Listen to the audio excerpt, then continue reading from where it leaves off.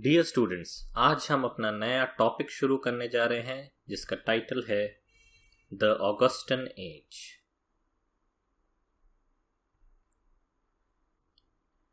हमने जब timeline prepare किया था अपने पहले टॉपिक में रेस्टोरेशन एज में, तो हमने 18th सेंचुरी को भी जोड़ के दिखाया था, क्योंकि यहाँ पे हम देखते हैं कि जो 18th सेंचुरी के शुरुआत में जो फीचर्स हैं, लिटरेरी फीचर्स हैं या जो पॉलिटिकल फीचर्स हैं, कैरेक्टरिस्टिक्स हैं, कहीं ना कहीं उनकी शुरुआत जो है रेस्टोरेशन एज से हो जाती है। हिस्टोरिकली अगर हम देखें, लिटरेरी हिस्ट्री अगर हम देखें, तो वो रेस्टोरेशन एज एक सेपरेट कैटेगरी है और ऑगस्टन एज एक सेपरेट कैटेगरी है, क्योंकि कुछ ऐसी चीज़ें हैं जो ओवरलैप नहीं करती हैं। कुछ डेवलपमेंट्स जो अगर हम देखें 17th सेंचुरी के लास्ट डेकेड्स में शुरू होती हैं, वो कंटिन्यू होते हुए 18th सेंचुरी तक जाती हैं। बाकी की जो डेवलपमेंट्स हैं, जैसे कि रेस्टोरेशन मैनर्स जो हैं, उनको हम देखते हैं ऑगस्टन एज में रिजेक्ट किया जाता है। तो एक नया ट्रेडिशन जो है, एक नए ट्रेडिशन की शुरुआत हम देख सकते हैं यहाँ से होती है 18th सेंचुरी से। और 18th सेंचुरी कहीं ना कहीं एक तरफ ओवरलैप भी कर रही है बहुत सारी चीज़ें, क्योंकि लास्ट डेकेड्स जो है 17th सेंचुरी के, वहाँ से शुरुआत हुई है। साथ ही हम देखते हैं जो नया ट्रेडिशन डेवलप करता है उसको एक नया नाम भी दिया जाता है, उसको एक नए तरीके से देखा भी जाता है। और सोच समझदारी जो है वो एकदम ड्रास्टिकली तो नहीं बदलती है, धीरे धीरे बदलती है। तो ये वो टाइम पीरियड है जिसमें हम ट्रांजिशन देखते हैं, और 18th सेंचुरी तक आते आते हम देखते हैं ट्रांजिशन जो है कंप्लीट हो रहा है। तो ये दोनों ही एजेस जो हैं, हम सेपरेट करके इन्हें पढ़ नहीं सकते हैं। लिटरेरी हिस्ट्री में हम इनको दोनों को अलग अलग एज देखते हैं, लेकिन इनको अगर समझने की बात करें, इनके बारे में डिस्कस करने की बात करें, तो कहीं ना कहीं बहुत सारी ऐसी कॉमनैलिटीज़ जो हैं हमें इनके बीच में देखने को मिलती हैं, क्योंकि एक तरीके से शुरुआती प्रोसेस जो है वो 17th सेंचुरी के लास्ट डेकेड में शुरू हो जाता है। तो सबसे पहले हम यहाँ पे बात करते हैं the last decade of 17th century made London the center of literary and intellectual life of the country,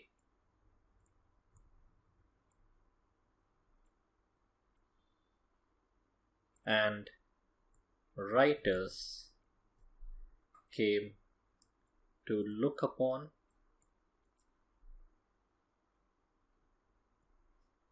the nouveau rich, जो एक फ्रेंच टर्म है। नूवो रिच मतलब कि न्यू रिच जिसे हम कह सकते हैं, एंड पोलाइट लंदन सोसाइटी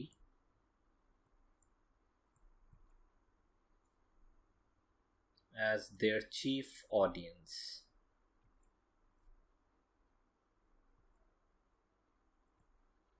तो ये एक सबसे इम्पॉर्टेंट चेंज हमें दिखाई देता है, जैसा कि हम लास्ट लेक्चर में अपने ड्राइडन के बारे में बात कर रहे थे। तो ड्राइडन कहीं ना कहीं वो अपना ऑडियंस जो है वो फिक्स करके चलते हैं। उनको मालूम है कि उनके वर्क्स किस ऑडियंस के लिए लिखे जा रहे हैं, कौन सा ऑडियंस जो है उनको अप्रिशिएट करेगा, और जिसके लिए लिखेंगे उससे उनको क्या फ़ायदा हो सकता है उस ऑडियंस के लिए अगर लिखेंगे तो। वैसे ही हम देखते हैं बाकी के भी जो राइटर्स हैं, कहीं ना कहीं एक राइटिंग, लिटरेरी राइटिंग जो है कहीं ना कहीं वो एक करियर के रूप में जो है प्रॉपरली इमर्ज करके आता है। और यहाँ पे हम देखते हैं जो न्यू रिच क्लास है, जो मर्चेंट क्लास है, जो बुर्जुआ क्लास है, वो जैसे जैसे डेवलप कर रहा है, जैसे जैसे वो पावर में आ रहा है, और जो ओल्ड एरिस्टोक्रेसी है वो जिस तरीके से हम देखते हैं कहीं ना कहीं वैनिश हो रहा है, उसका पावर ख़त्म हो रहा है। तो यहाँ पे हम देखते हैं कि राइटर्स भी जो है वो किस ऑडियंस के लिए लिखना है, जो ऑडियंस ग्रो कर रहा है, जो ऑडियंस उनके वर्क्स को अप्रिशिएट करेगा, जो ऑडियंस ज़्यादा पावरफुल है। तो कहीं ना कहीं राइटिंग अगर हम देखें कहीं भी वो एक आइसोलेटेड उसमें नहीं, एटमॉस्फेयर में लिखा जाता है। कहीं ना कहीं कोई भी लिटरेरी राइटिंग हो वो किसी कॉन्टेक्स्ट से जुड़ा होता है, किसी क्लास के समर्थन में होता है या किसी क्लास के अगेंस्ट में होता है। तो ये सारी चीज़ें हम देख सकते हैं। लास्ट डेकेड जो है 17th सेंचुरी का, सबसे पहली चीज़ लंदन जो है वो एक सेंटर बन जाता है लिटरेरी एंड इंटेलेक्चुअल लाइफ का। दूसरी तरफ हम देखते हैं जितने भी राइटर्स हैं वो अपना ऑडियंस जो है, जो न्यू रिच क्लास है, बुर्जुआ क्लास है, उसको अपना ऑडियंस जो है मान के चलते हैं। Aristocracy has been transmuted into gentility and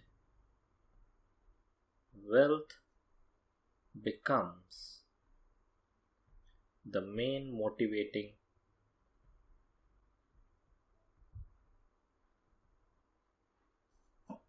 power in society।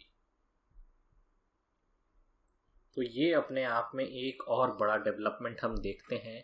कि जब फ्यूडल टाइम्स थे, फ्यूडल डोमिनेंस जब बहुत ज़्यादा था,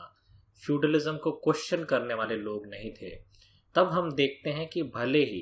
कोई एक गरीब जिसके पास ज़्यादा वेल्थ भी नहीं है, लेकिन वो एरिस्टोक्रेट है, वो एक हायर क्लास को बिलोंग करता है,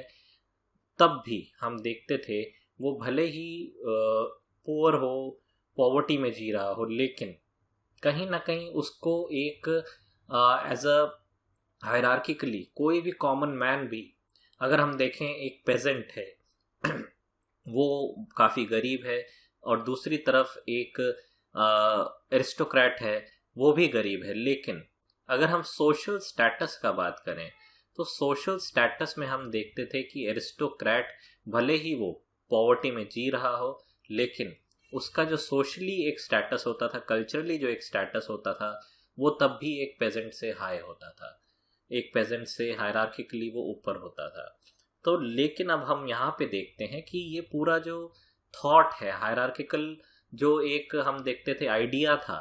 वो हायरार्किकल आइडिया जो है वो यहाँ आके धीरे धीरे करके ख़त्म हो चुका है। अब अगर हम देखें एरिस्टोक्रेसी जो है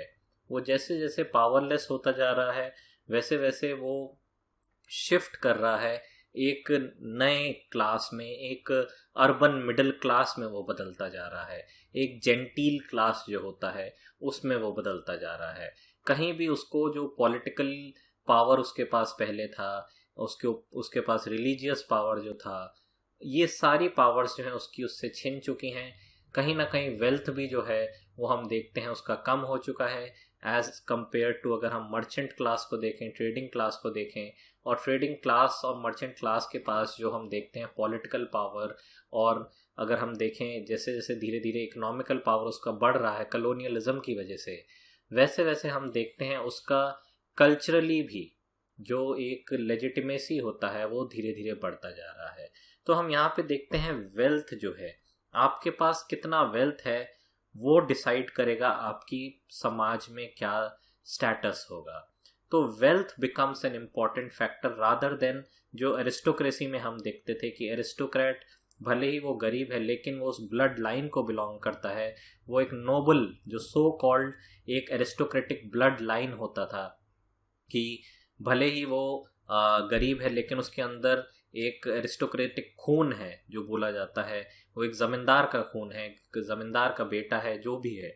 हम देखते थे, तब भी उस वजह से उसका एक स्टेटस जो है समाज में तब भी काफ़ी हाई होता था। लेकिन यहाँ पे हम देखते हैं जो नया, अगर हम कहें न्यू वर्ल्ड जो इमर्ज कर रहा है, उसमें हम देखते हैं wealth is the decisive factor. आपके पास जितनी वेल्थ होगी वो आपको पावर, सोशली भी पावर देगा, कल्चरली और इकोनॉमिकली आपके पास ऑलरेडी पावर है, पॉलिटिकली आपको पावर मिलेगा। तो वेल्थ एक इम्पॉर्टेंट फैक्टर, एक डिसाइसिव फैक्टर जो है बन जाता है। इसके अलावा हम देखते हैं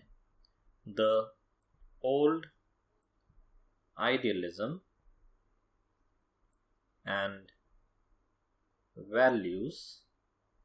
by which men had lived and over which